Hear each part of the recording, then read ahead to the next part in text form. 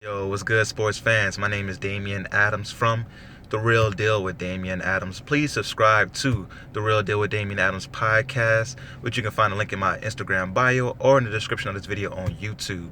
Today, I just wanted to come to you with my quick reaction to last night's game as Golden State beat the Portland Trailblazers pretty easily. There was times where the Trailblazers made runs and made it close, but you kept hearing the announcers say it never really felt like we had anything to worry about as far as if Golden State was going to lose. And Golden State, of course, is doing this without Kevin Durant, without DeMarcus Cousins. And it just lets you further know how great this team is without the best player on the team. And what a lot of people consider to be the best player in the world right now, Kevin Durant.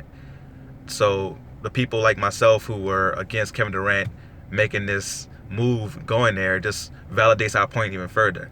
Now, of course, it's one game. You can't overreact to it. I figure Portland's going to make some adjustments and try to make it a little bit harder. But we all knew going into this series that Portland was fighting an uphill battle. We definitely saw that last night. Portland didn't have anybody really stand out. I think Damian Lillard had 19. He was the leading scorer. You had Harkless with 17. McCollum had 17. I think Hood had 17 as well. So no one stood out. They had a balanced attack, but no one stood out. They need both McCollum and Lillard to stand out to have a chance. They have to both have great performances at the same time, and also have that third person like Hood or like Enes Kanter or Evan Turner, someone to step up and get that scoring slate for them. For Golden State, it just looked easy last night. It looked like, hey, we won a championship with this core unit. And they brought back strength in numbers. Their bench was phenomenal last night. They had no one on their bench went off, but they all was scoring. Only one person on the team didn't score last night. So when you think about Golden State having that strength in numbers for philosophy back, it's scary. Even when Kevin Durant comes back, they're still going to be able to maybe sub him out and get him more rest and have him fresher for the fourth quarter and things of that nature. So it just doesn't bid well for NBA fans that Golden State is able to do this without Kevin Durant. And it just shows you how much he is really the ultimate luxury. And I don't understand how Kevin Durant feels good about that, being the ultimate luxury.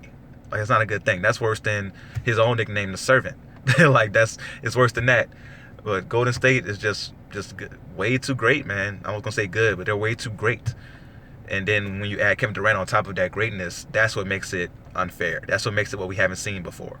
A lot of people like to point to, you had the super teams of the 80s with the Celtics and the Lakers. The Bulls were a super team.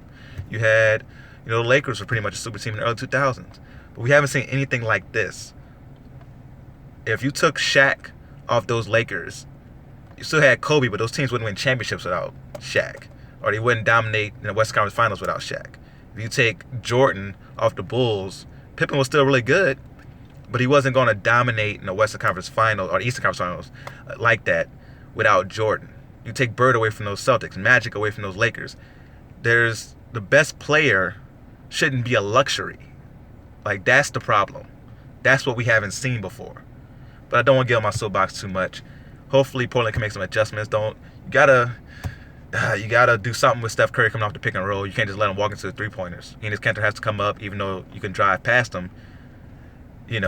Make him work for it. At least you can't have him being comfortable out there. And he was way comfortable last night, just shooting like he was at practice on those three-pointers. But man, it was rough. But also, congratulations to New Orleans Pelicans, #1 overall pick. Yeah. And until next time, make sure you follow me at The Real Deal WDA and go real or go home.